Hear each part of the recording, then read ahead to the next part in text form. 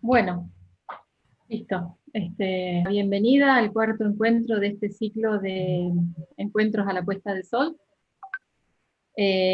Bueno, por ahí para los que se suman hoy por primera vez, bueno, este es un ciclo de charlas que hemos organizado entre docentes del Departamento de Física de la Universidad de Comahue y distintos astrónomos de distintos lugares del país, Santiago Pablo Antonio, Beatriz García de Mendoza, Néstor Camino de Chubut. Y bueno, estamos trabajando desde principios de año en organización de actividades pre-eclipse, preparatorias del eclipse de diciembre 2020, también en conjunto con el municipio de la ciudad de Piedra del Águila. Y bueno, ya que este eclipse va a afectar justamente la franja de la totalidad, va a afectar a Piedra del Águila en particular y a distintas ciudades del sur de la provincia de Neuquén y de Río Negro. Bueno, para aquellos que quieran saber un poco más, ¿no es cierto?, de las actividades que se están preparando y más información, documentación sobre este eclipse y otros, ahí tenemos la página, el eclipse 2020, un coma Eduard, que los invito a visitar. Y bueno, hoy, bueno, con el conferencista, el doctor Alejandro López, que le voy a ceder la palabra a Beatriz, que ha contactado a todos estos astrónomos para dar este ciclo de charlas tan importante. Así que le voy a ceder la palabra a Beatriz para que haga la presentación y bueno, le agradezco a Alejandro, ¿no? Gracias. Bueno, muchas gracias Susana, muchas gracias a Alejandro, Alejandro por haber aceptado dar esta charla y a todos los que están participando. Recuerden que el ciclo se llama Encuentros a la Puesta del Sol, cada vez el sol se pone más tarde, pero esperamos que igual lo tomen en ese sentido. Y, mirá. Y bueno, tengo pero para eso hay gente para examinarlo. ¿Cómo? Okay. Alguien tiene el micrófono abierto, no se los dijimos, pero por favor, al menos durante la charla de Alejandro, mientras esta presentación no importa, pero la charla de Alejandro después seguramente les pedimos que lo silencien. Bueno, tengo el gusto de presentar a Alejandro, que es doctor en antropología de la Facultad de Filosofía y Letras de la Universidad de Buenos Aires, pero además es licenciado en astronomía de la Universidad Nacional de La Plata. Como muchos de nosotros, es investigador de CONICET en la sección de etnología del Instituto de Ciencias Antropológicas de la Facultad de Filosofía y Letras, también en la UBA, y es un especialista en temas relacionados con etnotrigonometría, etnomatemática, antropología de la religión, y se ha dedicado profundamente al estudio de los pueblos originarios del Chaco. Yo quiero recomendarles, tal vez él lo haga, pero si no, no sé qué tal se verá, pero aquí ven un trabajo que presentaron en el Planetario de Buenos Aires hace unos años, Nayib Mocoy, El Camino de los Mocovíes. Se los recomiendo mucho, es una presentación muy bonita que nos habla de el gran vínculo de ese pueblo con el sol, la luna, el cosmos en general, la cosmovisión de un pueblo que en muchos casos está un poco olvidado por el resto de la población, pero que tiene en Alejandro, y sé que hay entre las personas que nos están acompañando representantes de este pueblo, hay gente en la República Argentina que los está rescatando al Mocoy como otros pueblos, y es una buena oportunidad, un eclipse, para hablar de ese vínculo entre los pueblos originarios y el cielo, y en particular el sol. Así que muchas gracias, Alejandro. Este espacio es todo tuyo. Bueno, muchas gracias. Buenas tardes para todos. Un gusto que me hayan invitado y poder charlar un rato con todos ustedes sobre estos temas, en particular sobre lo que llamamos etnoastronomía, es decir, tratar de entender cómo los distintos grupos humanos nos relacionamos con el cielo. Efectivamente, tenemos presentes por lo menos a Ricardo Mendoza, un maestro, líder e intelectual mocoit, que nos acompaña, un entrañable amigo, así que estoy muy contento. También está Isabel de Pueblo Com por allí, así que por lo menos los que pude ver. Así que va a ser un honor poder decir algunas palabras sobre los cielos con ellos acá. Bueno, voy a compartir pantalla para iniciar un poco esta conversación y ustedes me dirán ahora si se ve, me dicen si se puede ver la presentación. Sí, Alejandro. Sí, Perfecto. sí. Bueno, perfecto. Entonces, ahora que se ve la presentación, vamos a comenzar. Primero que nada, decirles que esto pretende ser una conversación un poco rara por esta cuestión de la virtualidad y por el formato de una conferencia, pero que sea lo más conversatorio posible. Y de lo que quisiera comentarles o de lo que quisiera conversar con ustedes es acerca de los eclipses como acontecimientos socioculturales. Yo soy una especie de anfibio, astrónomo y antropólogo, y de alguna manera, como astrónomo, estaba acostumbrado a pensar a los eclipses solamente en tanto eventos astronómicos, tal como la astronomía académica los piensa, como cosas que ocurren muy lejos, en un cielo que está muy distante, y que tiene que ver con la Tierra de una manera incidental. Pero esta no es la forma en que el general de los seres humanos piensan a los eclipses, ni siquiera los propios astrónomos cuando se van a su casa. Y de hecho, justamente lo que vamos a charlar es cómo, en términos generales, los eclipses para muchísimas culturas a lo largo del globo son verdaderos acontecimientos socioculturales en los cuales podemos ver activas un montón de características y de peculiaridades de cada sociedad, de cada cultura, y de la forma en que cada cultura entiende su lugar en el mundo, entiende el mundo y entiende qué es lo que está pasando en el cielo. Entonces, para iniciar, quería poner esta foto del eclipse que tuvimos oportunidad de compartir en 2017 en Facundo, en la Patagonia, Argentina, donde en esta imagen uno diría no se ve el eclipse, pero justamente se ve algo muy importante que ocurre durante los eclipses en muchos contextos humanos, que es el eclipse se transforma en algo que convoca a las personas a contemplarlo, a reunirse, a hablar, a discutir y a mirar el cielo y preguntarse por lo que está ocurriendo ahí y por lo que puede significar para la Tierra y para la vida. Y esto ocurrió, ya les digo, hace muy poquitos años en Facundo. Bien, esperen que hay que reactivar la flecha de esto. Entonces, para arrancar, voy a arrancar con el lema de la Unión Astronómica Internacional en su celebración del centenario, 100 años bajo un mismo cielo. Lema que fue hecho con la mejor de las intenciones, seguramente, y con un buen espíritu, pero que realmente refleja de un modo un poco no del todo correcto las experiencias humanas del cielo. O sea, podríamos decir que hay tantos cielos como grupos humanos en este mundo, hubo, hay y habrá. Nuestros vínculos con el cielo no son simplemente accidentales, sino que son constitutivos de lo que nosotros entendemos que es el cielo. No todos los seres humanos estamos bajo el mismo cielo, tenemos el mismo vínculo con el cielo, ni entendemos que el cielo es lo mismo y se trata de lo mismo. Así que un poco lo que vamos a tratar de discutir, o de poner en discusión hoy, es esta misma idea a partir del caso específico de los eclipses. ¿Qué peculiaridades tienen los cielos humanos y cómo son diferentes según la diversidad de miradas humanas que hay para el cielo?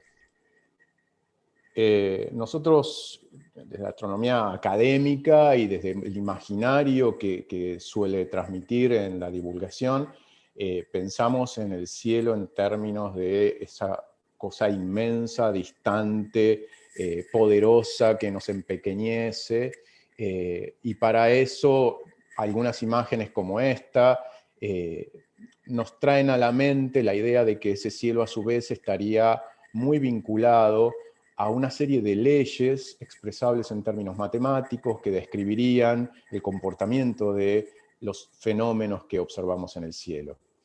Y hay una enorme naturalización de un montón de sentimientos, de emociones y de posicionamientos ante el cielo que se desprenden de esta mirada. Aunque ni siquiera es cierto que en la sociedad que dio origen a la astronomía académica occidental, todo el mundo comparta todo el tiempo esta misma impresión de lo que el cielo es y de lo que el cielo representa o mueve en nosotros.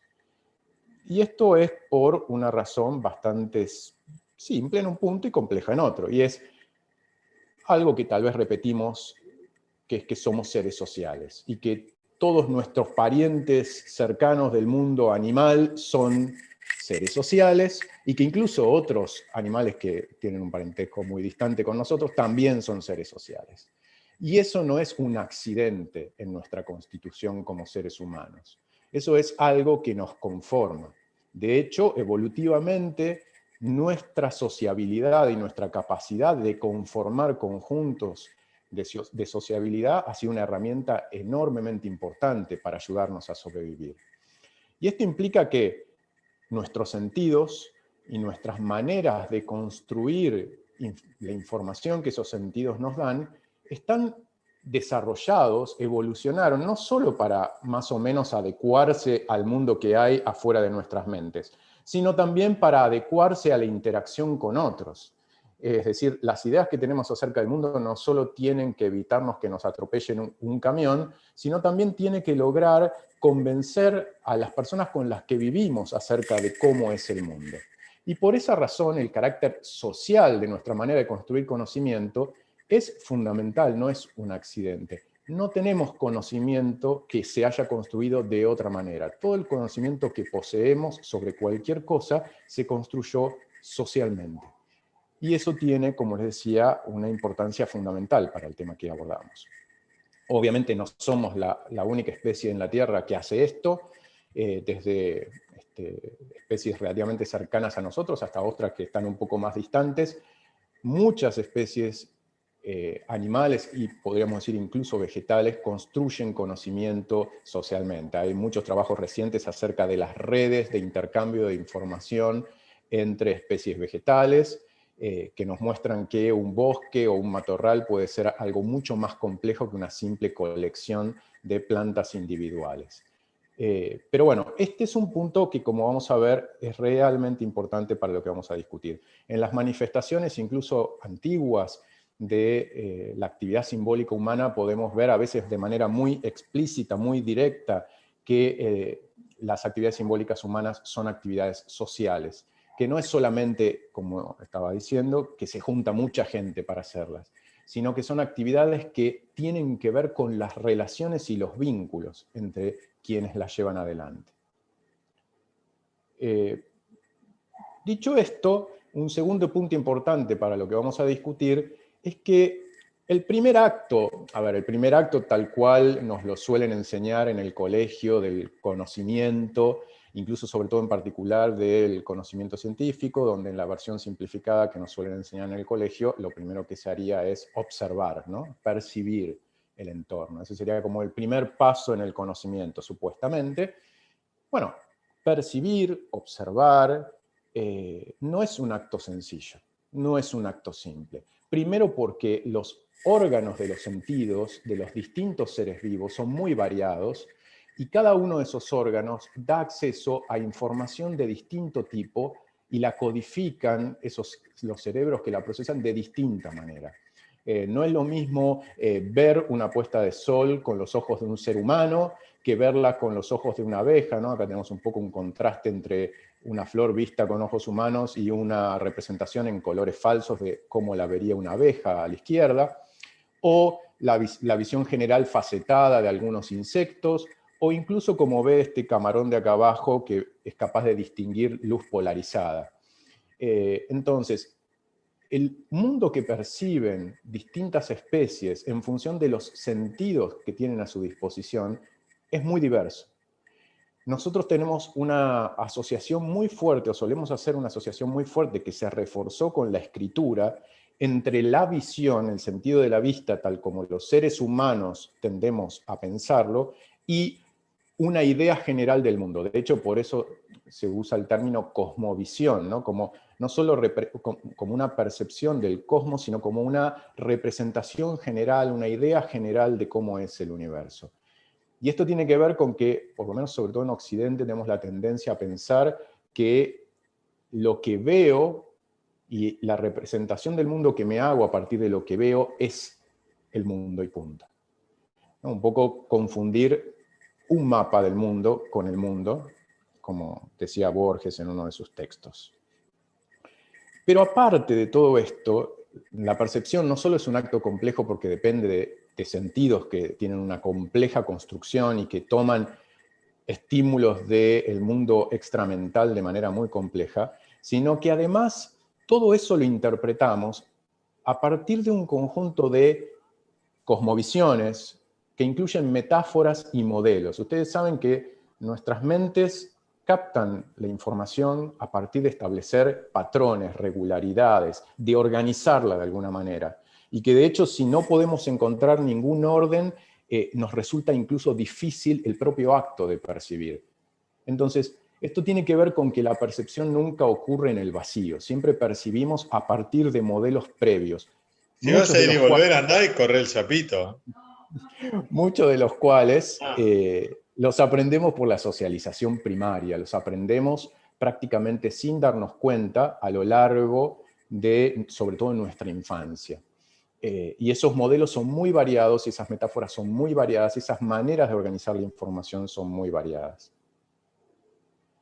Entonces, lo que decíamos es, nuestra experiencia del mundo está construida culturalmente, y esto en un sentido fuerte del término, lo cual no la hace ni mala ni buena, es la forma en que tenemos de relacionarnos con el mundo, social y culturalmente. De hecho, si ven las imágenes que les estoy mostrando acá, para decodificar qué es lo que están mostrando estas imágenes, es necesario un montón de información previa, o más que información, de patrones de regularidad, de saber qué se supone que hay que mirar en esa imagen, qué se supone que tengo que ver en esa imagen, qué es lo que se supone que está pasando ahí. En la imagen de la izquierda, probablemente muchos de ustedes, o sea, en este formato de conferencia tal vez es más difícil la interacción, si estuviéramos más cara a cara se los preguntaría más directamente. Por el título de la charla, probablemente algunos cuantos de ustedes supongan que lo que hay en la imagen de la izquierda es un eclipse. ¿Sí? Que lo que se está viendo ahí es un eclipse. Y en un punto es cierto, lo que se está viendo ahí es un eclipse, vemos gente abajo que está con celulares, así que suponemos que está fotografiando, y vemos acá un pequeño aro brillante en un fondo oscuro, que podríamos imaginar que es el Sol en un eclipse anular. Todo eso porque tenemos información que nos sugiere que podría tratarse de eso, pero de hecho esta imagen no es la imagen que un par de ojos humanos hubieran captado estando ahí simplemente mirando hacia el Sol. Si observan con cuidado van a ver un pequeño borde blanco al final de la imagen antes de que empiece el paisaje y la gente, y es el borde de uno de los anteojos que se usan para mirar eclipses, y la imagen está tomada superponiendo el anteojo a la cámara de un celular, mitad sí y mitad no. Entonces la cámara está tomando una parte de la imagen, la superior a través del filtro, y la inferior, bueno, tiene un poco de cartón, y luego viene la imagen sin filtro. Es decir, ningún ojo humano puede ver esto sin una ayuda extra, sin algún tipo de herramienta tecnológica que medie esta situación. Sin embargo, si tenemos algo de entrenamiento en qué se supone que tenemos que ver acá, probablemente rápidamente habremos dicho esto es un eclipse, aunque no sea una imagen que, insisto, un cuerpo humano pudiera captar espontáneamente.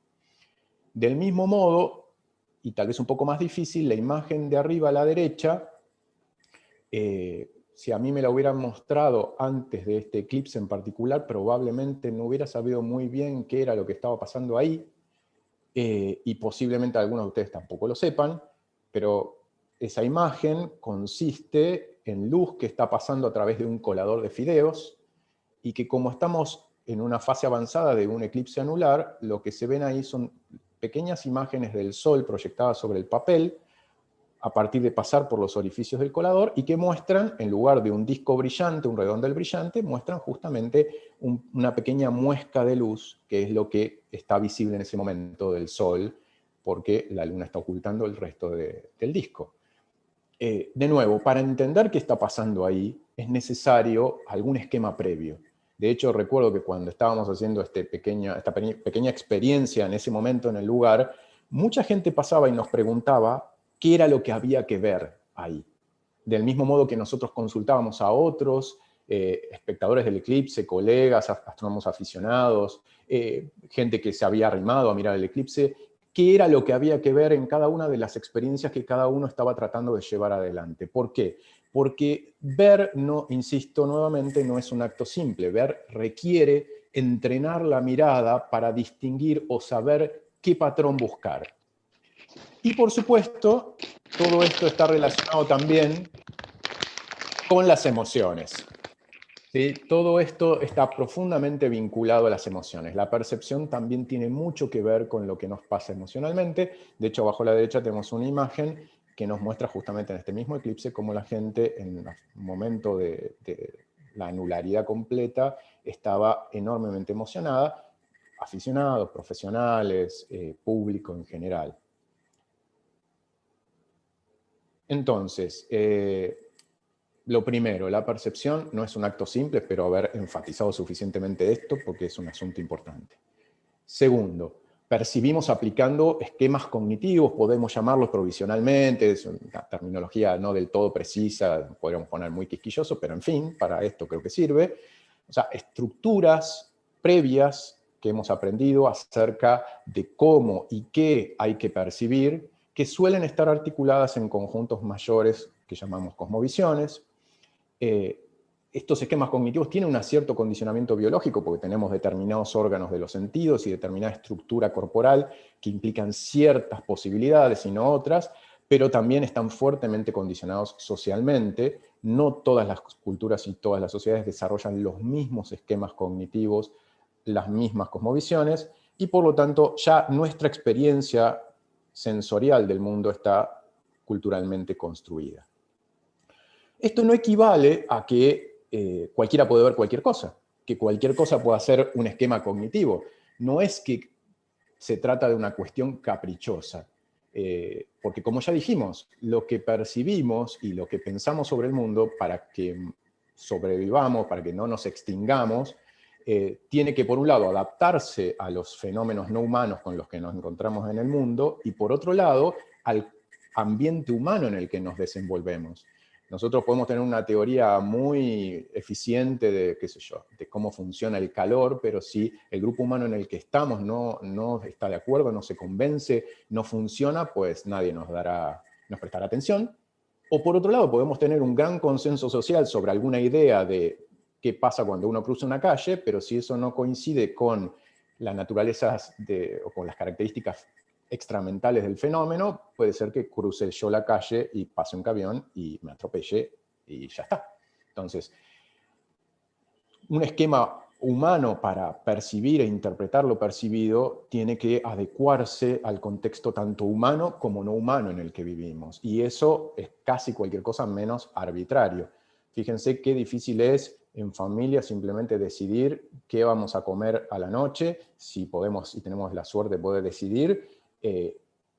Ponerse de acuerdo en eso, un número pequeño de personas, es muchas veces un desafío. Imagínense ponerse de acuerdo acerca de cómo es el universo, qué hay en el universo, qué seres están presentes en el universo y qué tipo de vínculos podemos tener con ellos.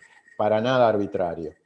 Obviamente los seres humanos compartimos una serie de elementos comunes, más allá de nuestras culturas, porque somos todos seres humanos y tenemos características que nos vinculan unos a otros, pero pese a eso hay importantes también variaciones de las maneras que tenemos de habitar el mundo. Y un punto muy importante es que estas cosmovisiones se naturalizan, es decir, que llega un momento en que no nos damos cuenta que no es algo que toda cultura humana dé por sentado de la misma manera. Cada sociedad humana percibe su manera de ver el mundo como la manera de ver el mundo, o es lo más frecuente que ocurra. Por supuesto, en toda sociedad humana hay individuos, hay personas, hay instituciones a veces que se cuestionan esa manera de mirar el mundo propia de la sociedad de la que hablemos, pero en general, sobre todo los supuestos más básicos, son algo que se transforma en una suerte de aire que respiramos, como el agua para un pez, es decir, algo que no advertimos, de lo que ni siquiera somos conscientes. Y ahí está el gran poder que tienen.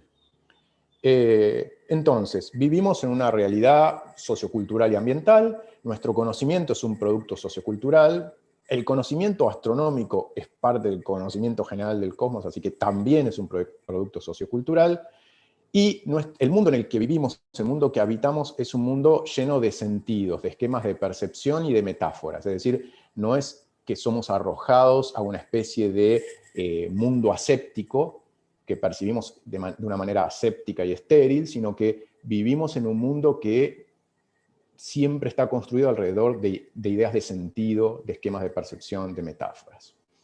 Y todo esto, la mayor parte, lo aprendemos en nuestra más tierna infancia, por imitación, por la experiencia cotidiana, y luego otras formas de conocimiento que son más sofisticadas que la socialización primaria, las aprendemos a lo largo de la vida en diversos tipos de instituciones sociales.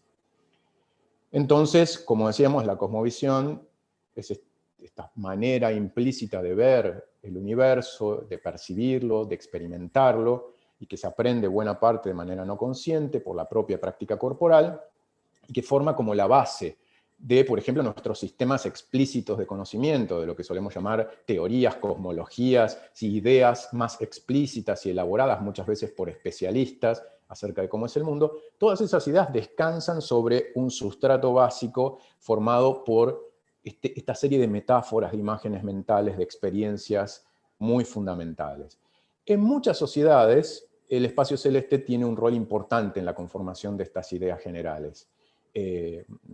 No hay una razón clara de por qué, pero en muchas sociedades es así. En muchas está asociado también al poder, a la autoridad, y en muchas está asociado a la fecundidad y a los ciclos productivos, posiblemente por el vínculo que hay entre el espacio celeste y las lluvias, los vientos y otros fenómenos atmosféricos. Pero, digamos, esa conexión o esa relevancia del espacio celeste es algo que podemos corroborar en una gran cantidad de sociedades. En ese contexto, la astronomía cultural es un área interdisciplinaria, es decir, es un área científica que reúne colaboraciones de personas que vienen de disciplinas diferentes y que tienen que aprender a construir un lenguaje común para trabajar justamente en entender las formas en que distintas culturas miran el cielo, se relacionan con él, se preguntan cosas sobre el cielo, se responden cosas sobre el cielo y hacen cosas en referencia al cielo, pero pensando estas cuestiones como parte de un contexto social, político, económico, cultural específico, no en el aire. Bien, entonces, en ese contexto y antes de empezar a conversar sobre maneras de mirar el cielo a las que tal vez muchos de los que están presentes hoy no estén tan habituados, me gustaría decir algunas pocas cosas, aunque sea, sobre algunos supuestos implícitos en la manera, llamémosla con muchas comillas, occidental de mirar el cielo, que es una generalización enorme, pero en fin, para hacernos una idea del tipo de cosas que no vamos a encontrar que todo el mundo humano comparta y sostenga las mismas ideas. La primera es la separación que solemos hacer entre naturaleza y cultura. En lo que podemos llamar, con muchas comillas, Occidente, que hay una cosa que se llama naturaleza y otra cosa que se llama cultura. Una cosa que es lo dado, lo que está ahí antes de que lo humano intervenga, y otra esfera que tendría que ver con lo propiamente humano, es algo que nos viene de bastante lejos, básicamente de Grecia, esta separación entre naturaleza y cultura. No es una separación universal. No todas las sociedades humanas piensan que tenga sentido esta separación, piensan que sea útil, que diga algo real sobre el mundo. Debido a la expansión occidental y al proceso de control global llevado en los últimos cientos de años, es frecuente que sociedades que no tenían esta matriz de pensamiento la hayan adoptado parcialmente para, de alguna manera, hablar el lenguaje de la globalidad. Pero en general, cuando se escarba un poco, se ve que los modos en que distintos grupos humanos han adaptado esta idea de naturaleza y cultura son muy variados porque tienen que ver con que diversas sociedades entienden esta separación de muy diversos modos y para muchas no tiene ningún sentido. Otra cosa muy importante para lo que suele ser la visión occidental del cielo es la idea de que en el cielo uno puede apreciar de manera particularmente evidente que el universo sería un lugar con orden, con regularidad y que tendría leyes, ¿no? Y de ahí sale la idea de la ley natural.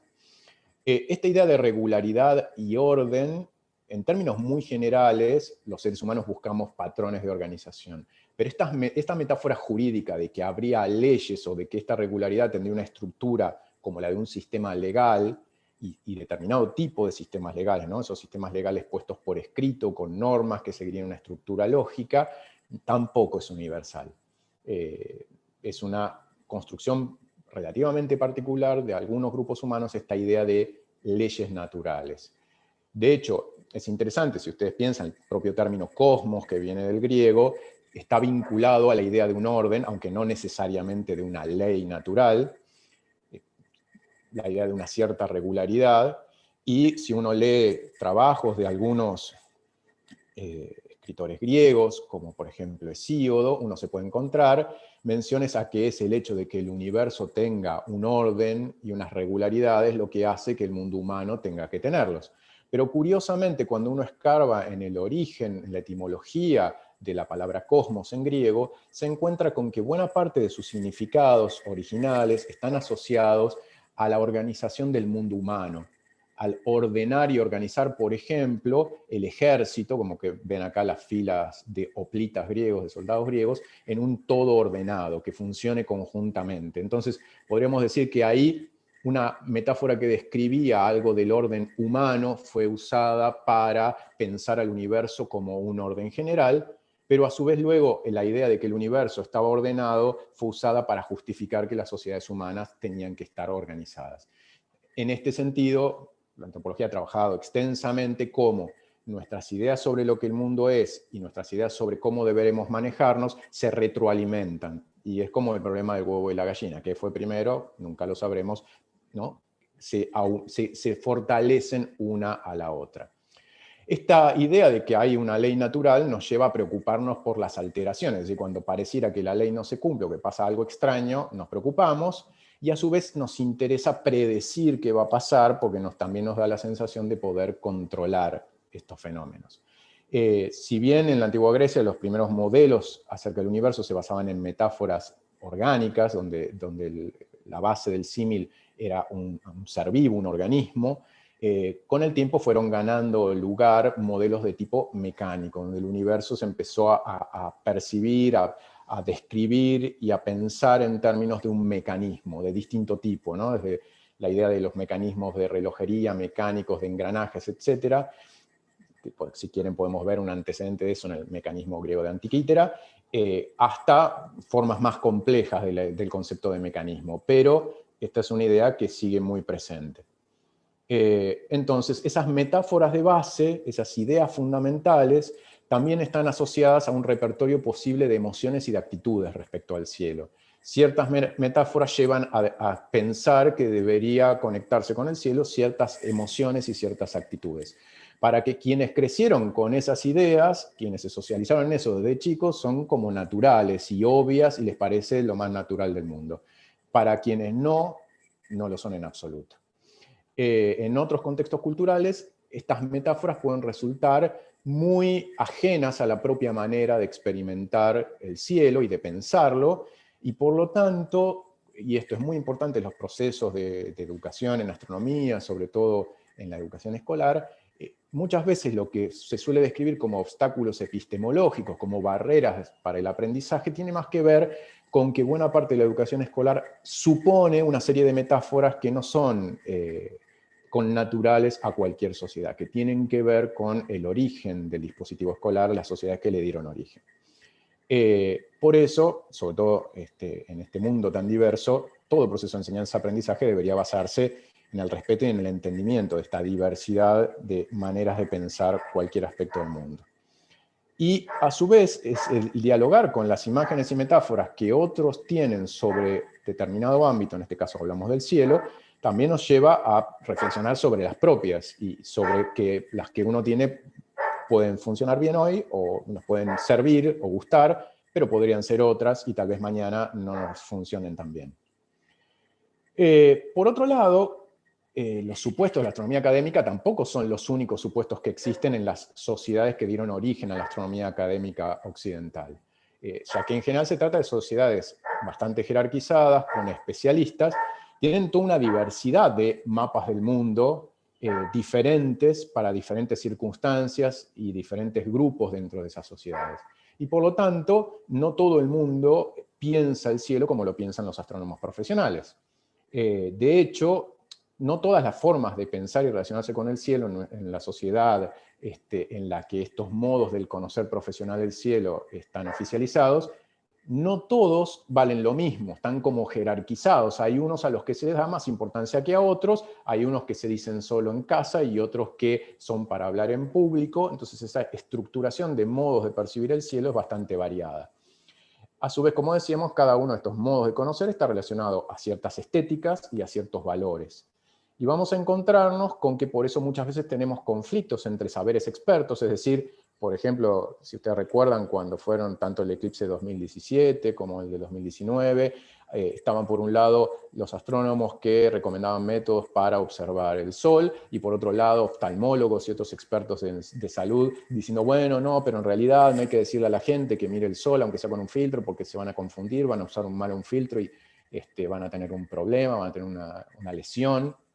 ¿Sí? Entonces hay toda una serie de tensiones ahí. Y también hay obviamente tensiones entre expertos y no expertos, entre saberes populares y saberes de expertos que se disputan qué y cómo hay que vincularse con el fenómeno.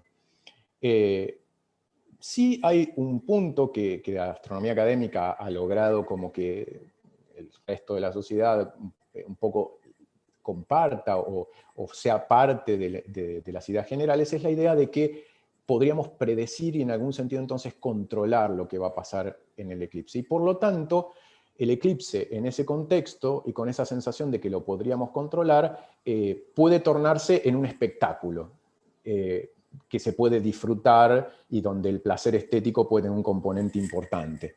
Puede haber un componente importante del disfrute, porque no nos preocuparía ningún efecto adverso. Aunque por supuesto esto en la práctica, como ustedes sabrán, tiene matices. Y por ejemplo el caso oftalmológico sería como una cosa que nos puede preocupar y que si ustedes veían las personas observando el eclipse tanto en 2017, 2019, lo verán en 2020 seguramente, es un tema que a muchos los preocupaba, si habían estado mirando demasiado tiempo, si les iba a hacer algo, etc. Pero para mucha gente, esta idea de predicción y control les permite experimentar el suceso como algo del orden del disfrute y donde la espectacularidad y el carácter extraordinario tiene un rol importante.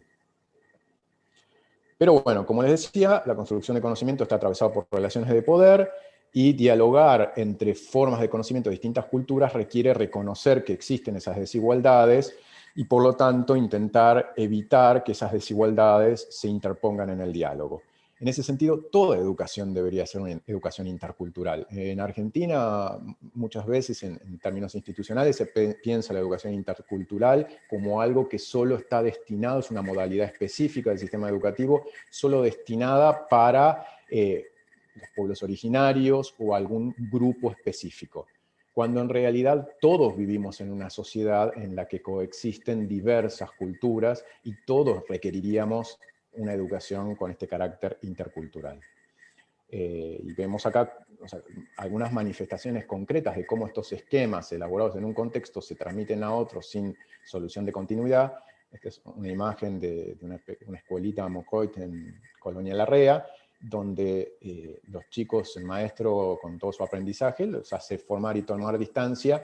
Si uno se pregunta cuál es la utilidad de tomar distancia en un contexto donde no hay ninguna limitación de espacio, donde no hay una cantidad enorme de chicos que fueran a generar un disturbio, o no sé, cuál es el sentido de este mecanismo de disciplinamiento del uso del espacio en ese contexto. Uno se podría preguntar cuál es el sentido en general, pero en particular en este contexto todavía tiene menos sentido. Y de este tipo de cosas vemos muchísimas que el sistema educativo replica sin reflexionar cuál es el sentido de esas prácticas. Bien, para comentarles ahora entonces algunas ideas sobre cómo otros grupos humanos ven los eclipses para que nos sirvan para de alguna manera desnaturalizar la forma en que nosotros mismos los vemos. Les voy a hablar un poquito de los Mocoit, simplemente con algunos comentarios sueltos y muy sencillos. Los Mocoit son un pueblo originalmente cazador-recolector.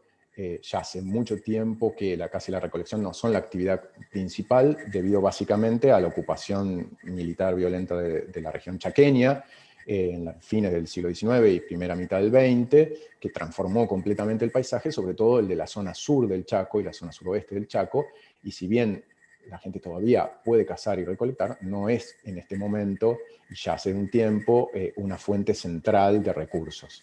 Esto va mucho más allá de los recursos, porque como ustedes saben, una sociedad se organiza en función, en buena parte, de sus modos de producción.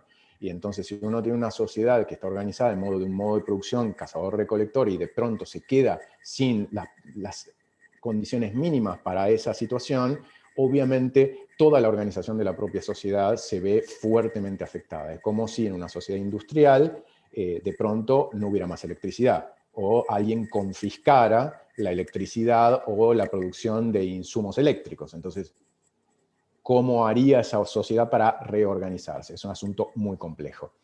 Forman parte de un grupo lingüístico amplio, el de los Guaycurú, que incluye a los Com, a los Pilagá, a los Avipón, a los Cadubeo. Hay población Mocoit sobre todo en el sudoeste del Chaco y buena parte de Santa Fe, pero también en provincia de Buenos Aires y en muchas otras provincias de Argentina. Estas son las zonas de mayor población Mocoit. Hoy la población, bueno, el último censo, 18.000 personas, seguramente hoy ya son más, pero para una idea general. Bueno, y acá con unas ilustraciones que no son Mocoit, son Com, de las madres cuidadoras Com, de una publicación muy interesante que les recomiendo. La idea es ilustrar un poco una metáfora y una cuestión fundamental para el cielo Mocoit y para el cielo de muchos pueblos originarios, que es la idea de que el mundo está habitado por un conjunto de sociedades humanas y no humanas que establecen entre ellas relaciones muy complejas. Esto es importantísimo y fundamental.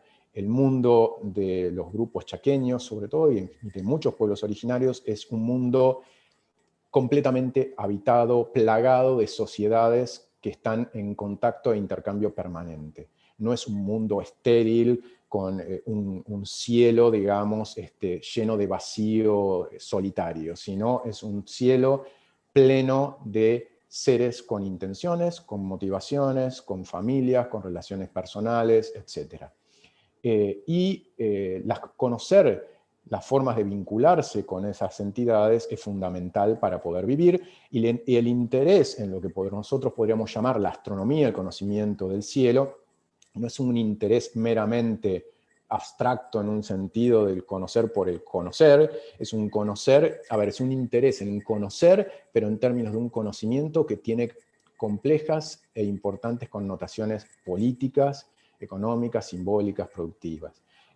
Podríamos decir que la cosmología para los pueblos chaqueños es una cosmopolítica siempre, tiene que ver mucho con el poder y los vínculos. Y estas relaciones no son algo abstracto que queda en el aire, sino que tienen que ver con la vida cotidiana de las personas. Una cosa importante para entender los cielos Mocoit es que los cielos están asociados a la riqueza o a la abundancia, a la potencia. El brillo está asociado a las manifestaciones de poder. Los seres potentes suelen tener formas o corporalidades brillantes, y por lo tanto el cielo como un espacio del brillo está muy asociado al poder, y el poder se vincula a la fertilidad, a la fecundidad, a la abundancia de bienes, y entonces los seres poderosos que dan forma al cosmos Mocoit tienen manifestaciones físicas, muchas de ellas brillantes, ¿no? Cuernos dorados, relámpagos, arcoíris, manifestaciones del brillo. Y el cielo en general es visto como un ámbito de poder, y para muchos grupos chaqueños el cielo en particular es una esfera especialmente femenina. Muchas de las estrellas son mujeres, las mujeres vienen originalmente del cielo, y la mayor parte de lo que ocurre en el cielo tiene una connotación fuerte femenina. Y esto de nuevo lo relaciona en este caso con el ámbito de la fecundidad. Los géneros de Sol y Luna entre los Mocoit y otros grupos chaqueños están, respecto al castellano, son a la inversa, así que hablamos de la Sol y el Luna. la Sol está vinculada a lo seco, al tiempo más propio de los humanos, posterior a los tiempos originarios dominados por el frío y por la oscuridad. El brillo del Sol obviamente está vinculado a un enorme poder, y los rayos solares eran antiguamente sobre todo asociados a la corona de pluma de los líderes y de las personas de poder. Y hay muchos términos para referirse a la Sol. Rasá es un término muy importante, y en ciertos contextos un término hoy menos usado como la rimina. Y está la idea de una relación muy cercana con la Sol de los humanos. Y de hecho incluso la idea de que en el pasado los humanos tuvieron que intervenir para restaurar el orden cósmico, que básicamente consistió en poder volver a poner a la Sol en su lugar. De hecho, bueno, en el caso de Sol, su recorrido diario, digamos, ascendiendo hacia la zona norte del cielo y descendiendo hacia la zona sur, tiene conexiones con la etimología y las resonancias de los términos para norte y sur, de Rapigim y Guiñí, que están vinculados a estas ideas de elevarse y de caer. El Luna, por otro lado, masculino, está asociado al frío, a la humedad, más al tiempo primordial, a los tiempos originarios del universo. También su poder está asociado al brillo, por lo tanto tiene un gran poder. No suele pensarse como pareja de la Sol, muchas veces se lo vincula a estrellas que están próximas a Luna en determinado momento del año y del mes. Y en muchos contextos se lo piensa como la primera pareja de toda mujer humana, como que tiene un rol importante en la construcción del cuerpo femenino y en la plenitud de la madurez del cuerpo femenino, ¿no? Muchas veces Shiraigo, Siriago, depende las variantes y las épocas. Y las distintas fases de la Luna y su relación con los lugares del horizonte y los momentos del día en que se observan, dan lugar a toda una terminología muy detallada respecto a los puntos del horizonte circundante y a los momentos de la Luna asociados al crecimiento de un ser vivo. En este contexto, los eclipses, tanto de Sol como de Luna, muchas veces referidos como Napal Chiriñí, el oscurecerse, el morir, o el ocultamiento, o el choque, obviamente están pensados o son pensados en términos de algo que ocurre seriamente en los vínculos entre seres potentes del espacio celeste y que obviamente tendría repercusiones o podría tenerlas en el espacio humano. Y por lo tanto se intenta intervenir, o se intentaba en el pasado intervenir para terminar, para lograr pasar ese momento de crisis. No hay, y esto es muy común en muchos grupos, no hay tanto un interés por predecir el fenómeno, sino por interpretar el fenómeno en tanto seña. ¿De qué seña un eclipse? ¿Qué me está indicando sobre la situación general de las relaciones entre los seres que habitan el cosmos? ¿De qué me está hablando? ¿De qué es pista? ¿De qué es huella? ¿De qué es seña? Eso es una forma de pensar la relación con los fenómenos que es muy común encontrarla en Sudamérica en general. Pasemos ahora brevemente al caso guaraní. Obviamente los guaraníes, como nos muestra el mapa, pertenecen a un grupo lingüístico y a un conjunto de familias lingüísticas emparentadas muy grande, con una gran dispersión geográfica y una gran movilidad en tiempo y espacio, así que muy difícil de hablar de los guaraní en general, lo mismo que ocurre ya con los mocoit, pero con grupos que aparte tienen una dispersión geográfica tan grande es aún más difícil.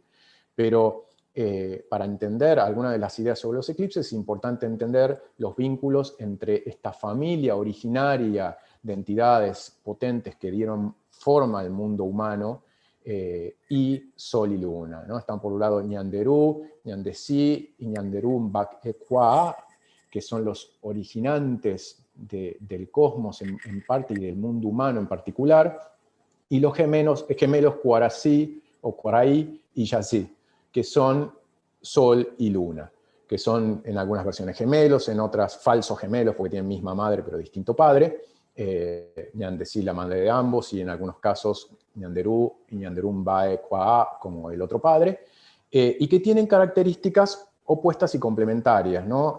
Cuaraí es el héroe cultural, el que da origen a buena parte de las cosas que los seres humanos usan y necesitan, y Yazí es un poco el que hace las cosas más o menos no tan bien, que mete un poco la pata, que se mete siempre en problemas y que a su vez tiene una relación importante con lo femenino.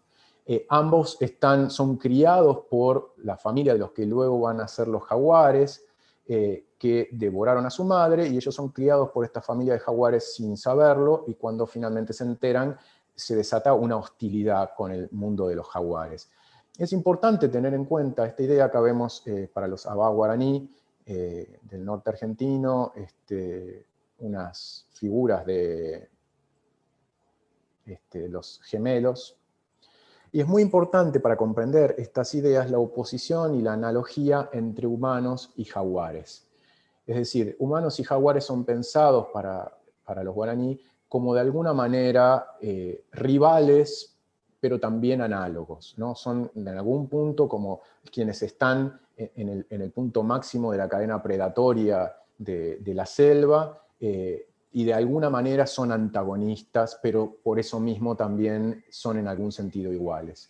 Los eclipses son descritos en el sentido de un jaguar se lo suele llamar azul, pero en la terminología de ritual guaraní eso refiere al carácter de potente, un jaguar que devora sol o luna, y en ese sentido es una suerte de vuelta al momento originario en el cual no estaba asegurado que los humanos lograran triunfar a los jaguares.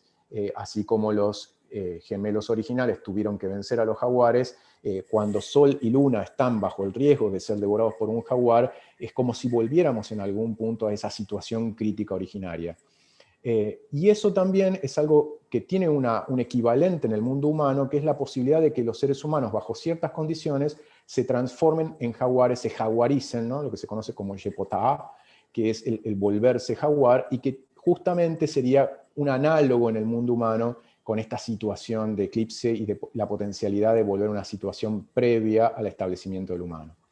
Si nos vamos ahora al Tahuantinsuyo, a lo que solemos conocer como el Imperio Inca, que ocupa una cantidad de años previos a la llegada de los españoles a esta región de América, y la unificación de un territorio muy amplio y muy variado, tenemos también un contraste interesante. Por un lado, el sol pensado como un contraste entre el sol maduro, el Apu Inti, y el sol joven, el Churi Inti, uno asociado más a Viracocha, el otro al Punchao, uno vinculado al solsticio de diciembre, es decir, a la posición del sol hacia diciembre, y el otro al solsticio de junio, la posición en el comienzo del invierno, ¿sí? La idea de un sol que está en su madurez, en su plenitud en diciembre, y un sol que está débil y fortaleciéndose en junio, con sus propias festividades, ¿no? El Capac Raimi y el Inti Raimi.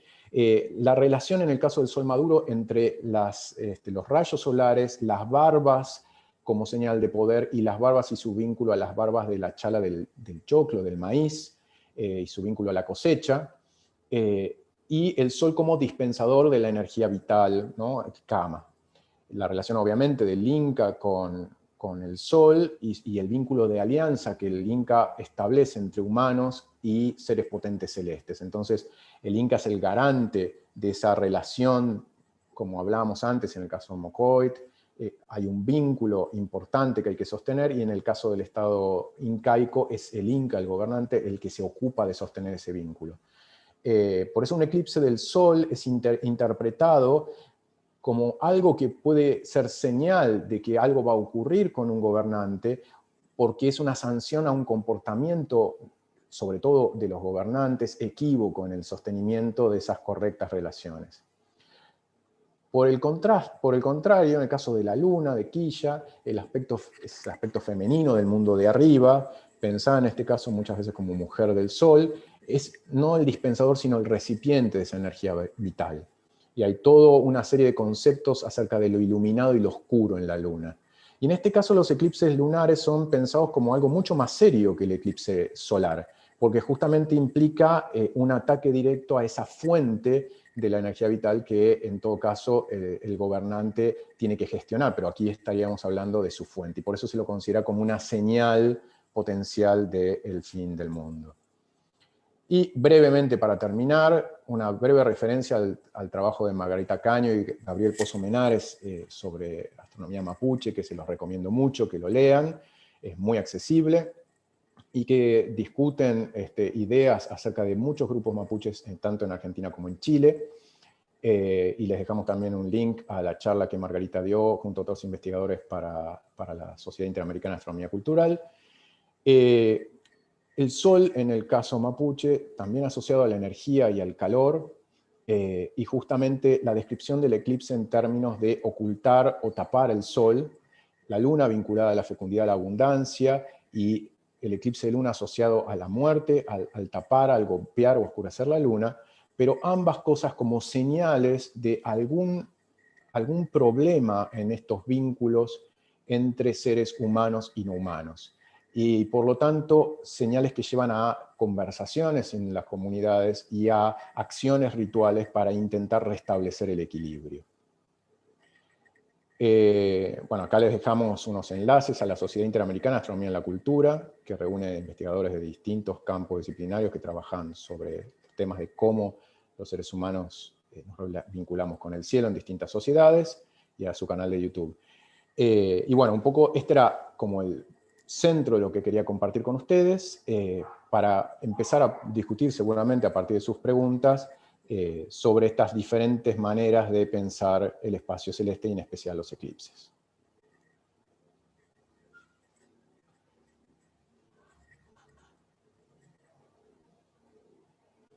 Bien, veo que el chat tiene muchas cosas que no leí, así que imagino que habrá...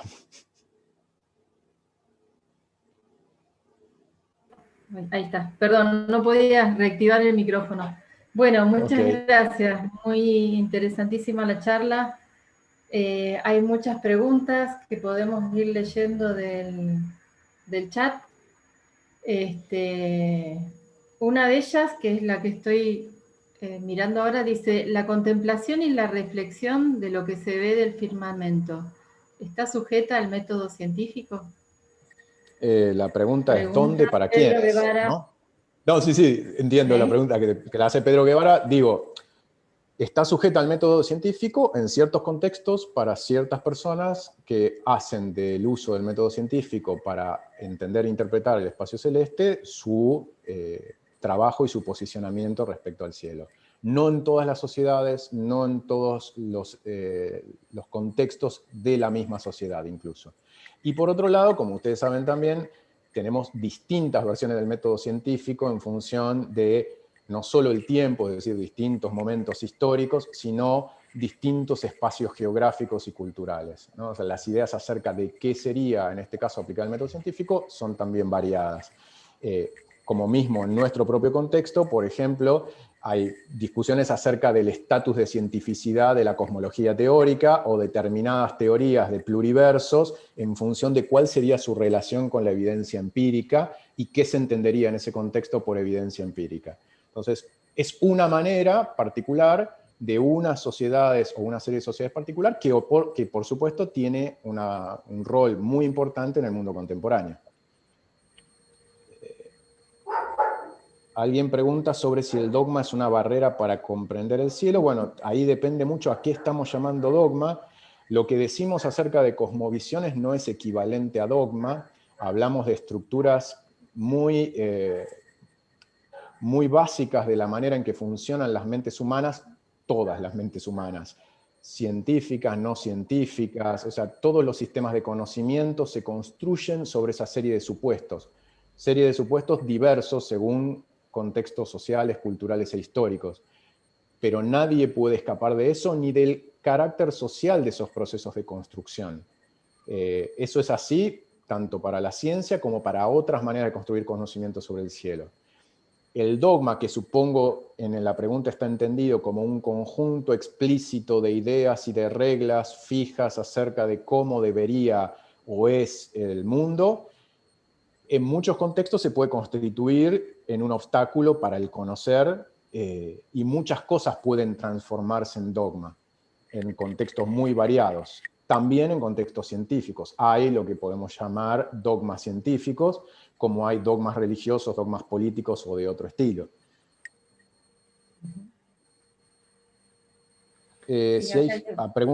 Preguntan si alguna de las sociedades que mencionamos vinculó los eclipses a la conquista o colonización. No en términos globales, hay diversos episodios de situaciones de conflictos políticos entre grupos humanos, incluyendo la conquista y la colonización, que se han vinculado a eclipses específicos. Tenemos algunos relatos de la conquista del Perú que incluyen situaciones vinculadas a eclipses y a la lectura de eclipses y o cometas como justamente señas de los conflictos, señas en el plano suprahumano o no humano de conflictos en el plano humano. Pero no es una sistemática, porque de hecho los eclipses interesaron a los pueblos americanos mucho antes de la aparición de los europeos. Yo quisiera hacerte dos preguntitas, si puedo. Sí. Una tiene que ver con si la relación de los pueblos es exclusivamente con los eclipses totales de sol, o los parciales también los ocupan, por un lado, y otra es en el contexto actual. Si en este momento en que la humanidad está viviendo una situación bastante compleja, el hecho de que aquí haya un eclipse, sea visible un eclipse aquí en América, digamos, América del Sur, los está preocupando a los pueblos originarios. Bien, respecto a la primera, es difícil de decir con certidumbre, porque justamente a ojo desnudo, los eclipses parciales, sobre todo de Sol, sí de Luna es mucho más sencillo, pero de Sol son complejos, digamos, de percibir, o sea, se pueden percibir por distintos métodos, pero no son triviales, y cuando, por ejemplo, nos remontamos a fuentes históricas, es muy difícil tener ese tipo de precisiones. En el mundo contemporáneo hay casos en el que sí y hay casos en que no, o sea, es bastante variado.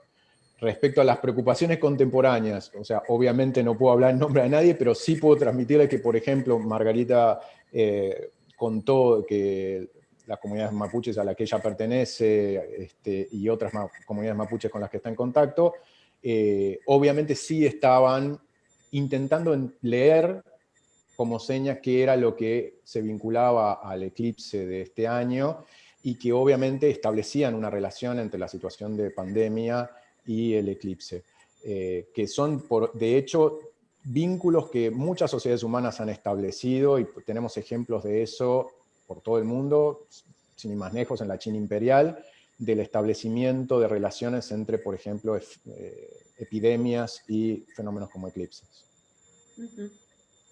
Buenísimo, muy interesante.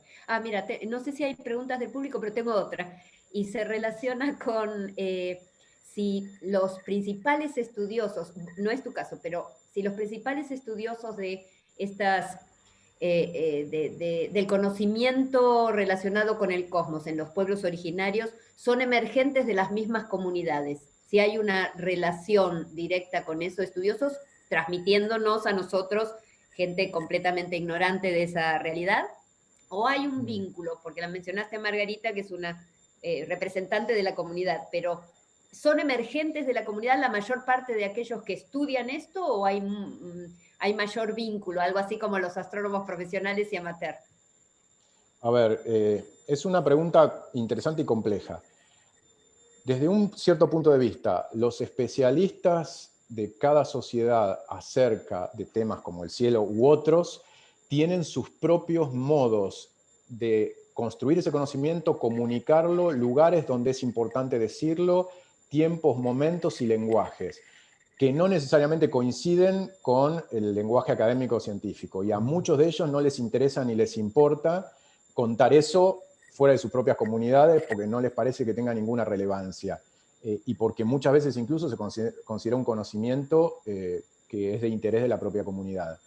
De hecho, como aparte en muchos casos se trata de culturas orales, donde el modo de transmisión y de comunicación de ese conocimiento y las condiciones en las que se transmite son importantes para el contenido, el paso a la academia y a la escritura y a los formatos de la academia y a la discusión teórica académica tampoco tiene interés y probablemente se consideraría como algo que no colabora.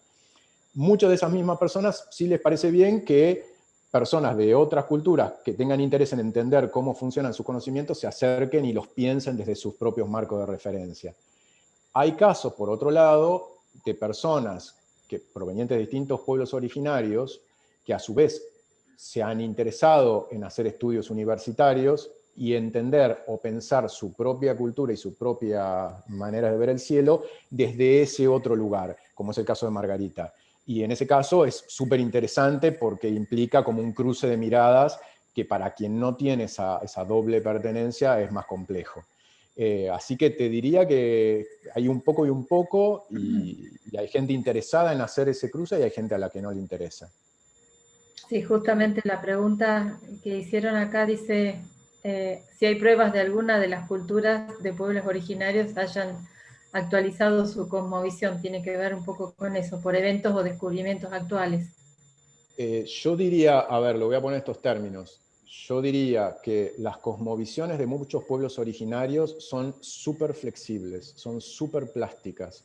Se basan en un tipo de metáforas y en un tipo de uso de las categorías que es enormemente adaptable y que los procesos que se observan son de una capacidad de absorción de nuevos conocimientos y de miradas producidas por otras sociedades enorme, enorme.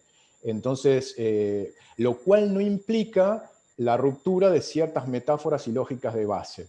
Obviamente, habrá personas que sí, que hacen una socialización primaria en otros contextos y que adoptan una cosmovisión más afín a otros entornos, pero las personas que su socialización primaria todavía está vinculada a ambientes en los que su cosmovisión sigue activa, no tienen ningún problema en absorber desde sus propios paradigmas nuevas ideas y nuevos conocimientos. De hecho, las sociedades orales tienen una tendencia, un uso de las categorías muy flexible que las hace especialmente adaptables a eso. Gracias. Alejandro, Sí. Alejandro, ¿cómo te va? Sí, sí. Hola, ¿qué tal? Bueno, yo soy alumno de la facultad de Alejandro. Quería hacerte la siguiente pregunta. ¿Hay alguna relación entre los estudios astronómicos de los pueblos originarios y algún tipo de astrología, de predicción del futuro? Y si encontrás alguna, yo no te diría evidencia científica, ¿no? Porque por ahí lo que estudiamos los antropólogos no son evidencia científica, sino formas de comunicación, ¿no? O qué es lo que comunican simbólicamente. ¿Alguna validación de la astrología en relación a la astronomía en cuanto a lo que quieren simbolizar o lo que quiere explicar la astrología? Entiendo. Primero, o sea, el punto número uno es que cuando se habla de astrología es un paraguas enormemente amplio, ¿no? O sea, hay una cantidad enorme de prácticas astrológicas y sistemas astrológicos diversos en culturas muy diferentes. Cada uno busca simbolizar y busca hacer cosas distintas, entonces un estudio académico correcto de esos sistemas empezaría por el tema de cuál estamos hablando, ¿no? Segundo punto importante, las relaciones entre la astrología desarrollada en Occidente, astronomía occidental, han sido muy complejas, muy diversas. La historia de la ciencia, la historia de la astronomía y la historia de la astrología han trabajado muchísimo esos vínculos que son muy complejos y muy variados y que han cambiado muchísimo desde el surgimiento de la astronomía moderna hasta hoy. Ahora, en referencia a los pueblos originarios de América, en particular a América del Sur, yo me atrevería a decir que no es del todo, o sea, yo no creo que sea correcto aplicar, ni siquiera en un sentido amplio, el término astrología a las prácticas o a alguna práctica de pueblos sudamericanos. Básicamente porque no creo que se trate de un interés en predecir o buscar maneras de decir algo sobre el porvenir o las características del individuo, sino que lo que hay es un intento de interpretar, hasta donde yo entiendo, señales que indiquen el estado actual y próximo futuro del universo. Como si vos dijeras, voy a cazar un animal y observo huellas que me indican si hay un animal presente, de qué características es, si lo puedo cazar. O sea, indicios, huellas, ramas rotas, olores, que me dicen qué es lo que me rodea. Entonces, yo creo que en la mayor parte de los sistemas sudamericanos hay una mayor preocupación por este tipo de cosas.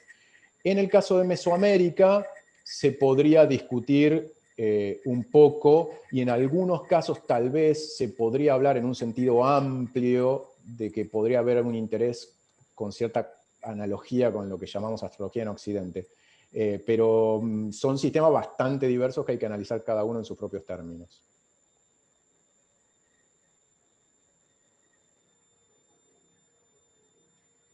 Si hay algún intercambio acá con una pregunta más para la observación del eclipse. Que Si hay la está cuestiones de contestando por filtros chat. para observar, ¿qué cámaras? Sí, cuestiones de filtros. Está muy bien. Sí. No sé si en el canal de YouTube, Beatriz, vos lo estás siguiendo, si hay preguntas desde ese lado.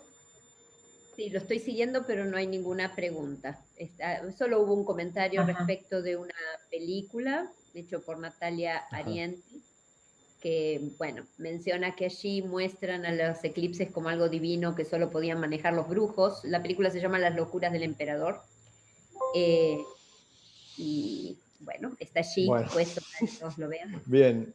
Bueno, es un caso interesante, porque digo, ¿no? Obviamente La locura del emperador es una película animada que está situada en una especie de Tahuantinsuyo reconstruido, y donde justamente, digamos, un poco, si uno mira lo que discutíamos antes, es una reconstrucción caricaturesca con categorías que no cubren en ningún sentido las concepciones incaicas o andinas en general de los vínculos con el Sol, con la Luna, con los espacios celestes, los distintos especialistas en distintos aspectos de las relaciones con el cielo que había en el caso específico del Tahuantinsuyo, que aparte, recordemos, es una sociedad estatal, o era una sociedad estatal, con una enorme cantidad de especialistas en distintos ramos de la vida, y en particular para cuestiones astronómicas los había bastante diversos, así que sí, no la recomendaría como fuente de analogías o incluso como de ilustraciones. Hay varios casos, ¿no? En el cine de cosas no recomendables. Y, por ejemplo, otro ejemplo es Apocalipto, la película de Mel Gibson, que es no recomendable por muchas razones, pero su representación del rol de los eclipses y de los sacrificios en el mundo maya sí, tiene poca base. No se lleva bien con lo que conocemos hoy de un sistema o de unos sistemas que además eran complejísimos. Bueno, no sé si hay más preguntas. Acá en el chat no veo. No, yo tampoco. ¿Películas o ¿Qué libros? película o libro recomendarías? ¿O libro recomendaría? Acá. Bueno, libros hay muchos, depende mucho de qué grupo a uno le interese. Les recomiendo en la página de la SIAC que pasé en la transparencia, pueden ir a visitarla y hay, bajo el nombre de los distintos investigadores, hay links a sus publicaciones, o sea, hay un millón de cosas. Las leyes del cielo es un libro que escribió Juan Antonio Belmonte, no sobre astronomías americanas, pero de introducción a la arqueoastronomía en general, que es para todo público, que es un libro recomendable, y que tal vez sea accesible incluso hoy día googleando. Y película, bueno, les recomiendo que miren Nayib Mokoit, que recomendaba Beatriz, que está en YouTube. También La Nación Oculta, se las recomiendo enormemente. La Nación Oculta es una película producida, dirigida y filmada por, sobre todo Mokoit, también con algunos participantes COM. La llevó adelante Juan Carlos Martínez, también otro referente Mokoit muy importante. Es una película súper interesante, que aparte está vinculada al rol que los meteoritos de campo del cielo tienen para los Mokoit, y a la cuestión justamente de la construcción de la identidad y sobre todo del rol de jóvenes y las relaciones entre jóvenes y ancianos. Se las recomiendo mucho, está en YouTube también. La anterior que dijiste, ¿cuál era la película? Nayib Mokoit, por un lado, que ya se las escribo en el chat, y también la Nación Oculta, que es la película de Juan Carlos Martínez, y incluso hay una película relativamente reciente que estuvo en el Bafisi hace un tiempo, que se llama El color que cayó del cielo, que tiene fragmentos de la Nación Oculta dentro de ella, y que tiene, o sea, entrevistas tanto a Cassidy, el investigador norteamericano que trabajó en Campo del Cielo, a Hag, el cazameteorito que se trató de robar el meteorito del Chaco, y a Mokoit, así que se las recomiendo también, es interesante. Y alguien pregunta si la arqueoastronomía ha sido fundamental en nuestros días. Bueno, no sé muy bien el sentido exacto de la pregunta, no sé si refiere a los estudios de arqueoastronomía o a qué exactamente. La arqueoastronomía como disciplina, o sea, la astronomía cultural está formada de varias subdisciplinas, entre ellas la arqueoastronomía, la etnoastronomía, la historia de la astronomía, etc. Sí, efectivamente el nombre de la película es el de un relato de Lovecraft. Y son disciplinas que, si bien tienen raíces bastante antiguas, porque los astrónomos académicos se interesaron por las astronomías antiguas, sobre todo desde bastante en los inicios de la astronomía moderna, su formalización como campo académico es de fines del siglo XIX, principios del XX, y sobre todo fuertemente a partir de los años 80. Porque básicamente el gran problema es combinar las metodologías de arqueólogos, antropólogos, historiadores del arte, astrónomos, físicos, ingenieros, urbanistas, arquitectos, en fin, un cúmulo de disciplinas que trabajan conjuntamente para comprender estas cosas tan complejas. Así que eso más o menos empezó a lograr para los años 80. Hubo un periodo muy controvertido en los años 60 y 70, cuando algunos colegas astrónomos y físicos se dedicaron a hacer arqueoastronomía solito su alma, sobre todo con megalitos europeos, sobre todo con Stonehenge, y no teniendo para nada en cuenta lo que los arqueólogos y historiadores ya sabían sobre Stonehenge. Y ahí hicieron bastante lío y metieron mucho la pata, y obviamente la comunidad arqueológica se enojó mucho, y eso llevó como unos 20 años superar los enojos y rencores y malos entendidos, y desarrollar metodologías, sobre todo para casos como esos en los cuales hay poca evidencia contextual. Porque el gran desafío cuando uno trata de interpretar restos arqueológicos que podrían tener sentido astronómico es que, como ustedes podrán ver, si uno no entiende la cosmovisión desde la cual fueron construidos y las sociedades de las cuales fueron construidos, es muy difícil entender qué eran y cómo se usaban o para qué. Y en muchos contextos arqueológicos justamente tenemos muy poco contexto para entender eso.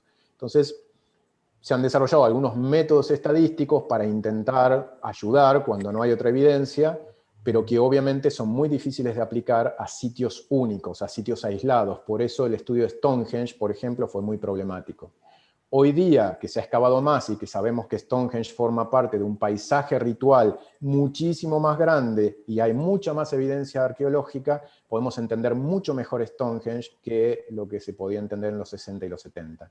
Y así todo, por ejemplo, en los 60 y los 70 se pensaba que Stonehenge tenía, qué sé yo, 10, 20 alineamientos súper importantes y que era una calculadora megalítica, etcétera, etcétera, lo decían astrónomos y físicos. Hoy tenemos una evidencia razonable de por probablemente 2 o 3 alineamientos fuertes, uno seguro, que parecen ser relevantes en Stonehenge, y muchas más relaciones de Stonehenge con el paisaje y con otros sitios, algunos en madera en lugar de en piedra, caminos rituales, etc.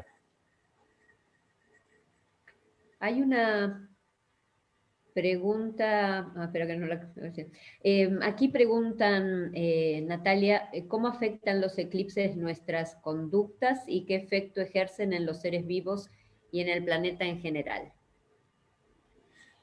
A ver, ¿cómo afectan nuestras conductas? Sobre seres vivos y el planeta en general, sobre el planeta en general, o sea, los efectos geofísicos de un eclipse, salvo, digamos, cuestiones que tienen vinculación con un ligero cambio de temperatura en las zonas del cono de sombra por unos momentos, y generación de corrientes de aire en esos contextos, etc.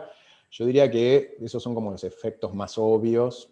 Se puede hablar de efectos más sutiles sobre, qué sé yo, la radiación cósmica de fondo y cómo llega para el lado en que está obstaculizada por Sol y Luna en algún momento, pero son cosas que no son muy específicas de los eclipses. En términos de las conductas humanas, yo creo que ahí hay un campo enorme de exploración. Bueno, acá Néstor escribió artículos sobre las memorias locales en Patagonia, acerca de los eclipses y lo que generan y han generado en las personas. Lo primero que yo les diría es, si nunca presenciaron un eclipse total, traten de hacerlo, porque lo que van a advertir es que hay una diferencia gigante entre lo que se nos muestra en una imagen de un eclipse, o incluso en un video, y la experiencia presencial. Porque los efectos, primero, de temperatura, de viento, son muy particulares, la carga de excitación emocional que se genera entre las personas y las relaciones que se generan son muy particulares, y los efectos de iluminación, que son muy difíciles de captar en una cámara fotográfica o de video, del paisaje en general, son muy, muy particulares. No es un ocaso, no es un atardecer, no es un amanecer, es una cosa muy rara la calidad de la iluminación y la manera en que esa iluminación se va dando. Y eso genera reacciones emocionales bastante especiales que creo que son dignas de presenciar y experimentar en primera persona. Y se van a dar cuenta que son muy particulares. No es lo mismo mirarlo por tele. Totalmente de acuerdo. Bueno, por mi parte no tengo ninguna consulta más aquí en el chat. No sé, Susana. Está silenciada. Tienes el micrófono. No, que no veo más preguntas por acá. Así Bien. que bueno, damos por finalizada la charla. Excelente. Muchísimas Muchas gracias. gracias. Muchas gracias por invitarme. Bueno, y muchas gracias a todos los participantes por acompañarnos hoy. La próxima Muchas charla gracias. Chao, Alejandro, gracias. es de Chao. Alejandra. Sí, el próximo encuentro es sobre asteroides.